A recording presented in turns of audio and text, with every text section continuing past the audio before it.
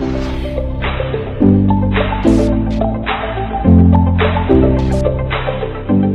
hello guys, welcome to another day with Zimaleta. That was a mistake getting out, sort of, in a way. I don't feel disappointed that I took a year off, because, man, I went fishing every day in Florida. I was like 20 miles away from the beach. We rented a 2,700 square foot home, and I had a pool table and everything, guests coming over and stuff like that. So we were like, always having kind of like these mini parties and stuff at my place. And it turns out I had a lot of friends when that happens. Everybody want to come and spend some time and go to the beach, sleep over, that kind of thing. But, I had a lot of space and I didn't mind doing that. So then, guys, I took my last money that I had and I bought a box truck.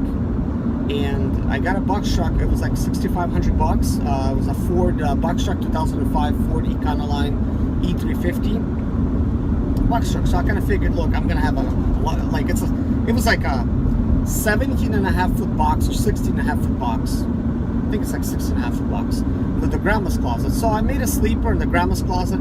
It's big enough to fit a full size mattress, and you got room left over actually. You could sit up in it like that. So I made myself a nice little sleeper back there, and I figured, man, I'm gonna be doing all kinds of freight, And then that van was running, and then it broke down. I'll make a video about that as well, eventually explaining everything was wrong with that, and some advice to those that actually have a E350 Super Duty 6.0 diesel. So basically, buying that box truck was a mistake, because I got it for a good deal, $5,900, but then it broke, and I gave it to somebody else to fix, because it was going to be time consuming to try to fix it, and the amount of work that was going to take, it was going to take at least like a month of work. And I found a guy in Florida.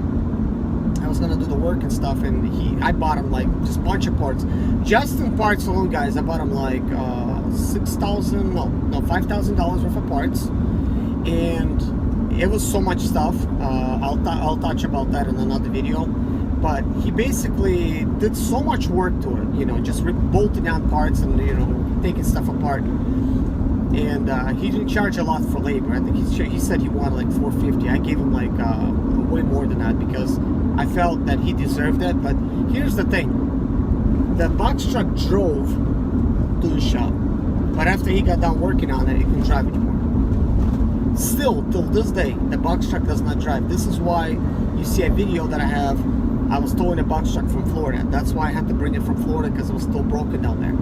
And I still haven't touched it because I just don't have no time for it, So, anyways, guys, box truck completely let me down. I was like $11,000 in the hole, and I was out of money.